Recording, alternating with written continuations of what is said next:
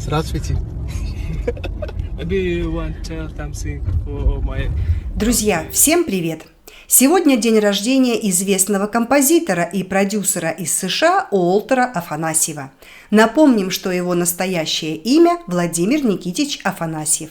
Его хороший знакомый Димаш Кудайберген еще не успел публично поздравить продюсера, поэтому пока давайте мы поздравим Владимира Никитича с праздником и пожелаем ему получить еще много музыкальных наград.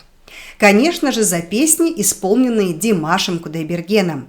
Артист уже не раз говорил, что мечтает о премии Грэмми, и Уолтер Афанасьев как раз является тем самым мощным локомотивом, который сможет подарить Димашу песни для покорения высот шоу-бизнеса в США.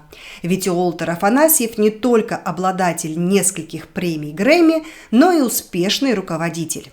В 1990 году он был приглашен для работы генеральным продюсером в одну из самых мощных организаций в музыкальном мире Sony Music.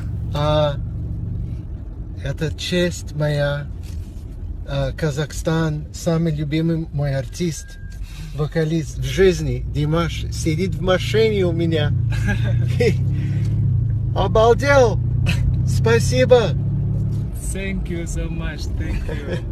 Напомним, друзья, что на сегодняшний момент из всего постсоветского пространства и стран СНГ премию Грэмми смог получить лишь соплеменник Димаша, в прошлом железнодорожник, а теперь знаменитый ремиксер Иманбек Зейкенов. Для этого ему потребовалось лишь хорошее музыкальное чутье и всего один вечер свободного времени для создания ремикса.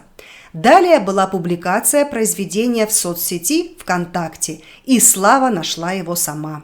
Однажды Иманбек проснулся знаменитым на весь мир и получил Грэмми. У Димаша путь до Грэмми будет куда сложнее, чем у Иманбека. Артист тоже исполняет ремиксы известных мировых хитов и раскрученных песен Игоря Крутого.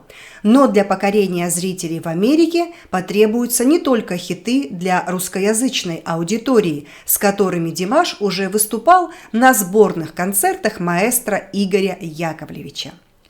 Тут потребуются иные песни, например, от Уолтера Афанасьева, то есть на английском и строго без акцента, иначе ничего не получится. Как не получилось совместных песен Уолтера с Филиппом Киркоровым и Юлией Началовой.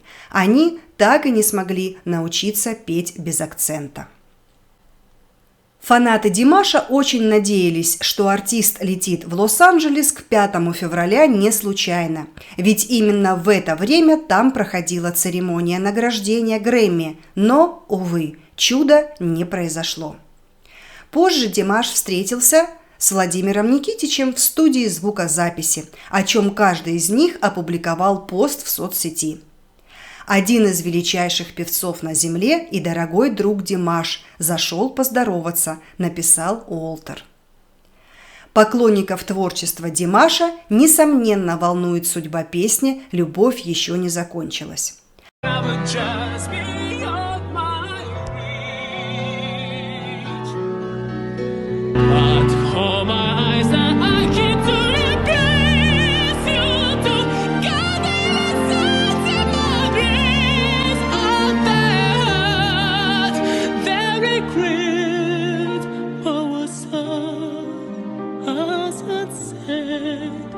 I believe love is not over yet.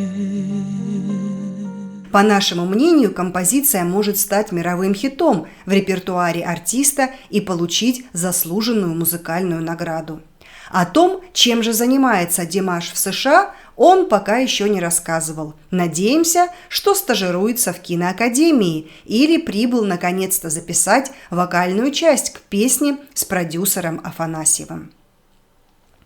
На совместном фото с Димашем Владимир кажется бодрым и веселым, но на самом деле это не так. Недавно он перенес большую утрату и вот что сообщил на своей страничке в соцсети. Скончалась моя мама, ей было 87 лет. Мое сердце разбито, она была моим компасом, который направил меня в мое музыкальное путешествие. Всегда слушала, как я играю, всегда хвалила меня за мои песни. Она часто плакала, слушая меня. Теперь моя очередь плакать. Покойся с миром, мой ангел. Друзья, надеемся, что Владимир сможет справиться с горем и у него хватит душевных сил на новые творческие победы. Конечно, вместе с Димашем Кудайбергеном. Друзья, это были аналитические рассуждения о ближайших творческих планах казахстанского певца.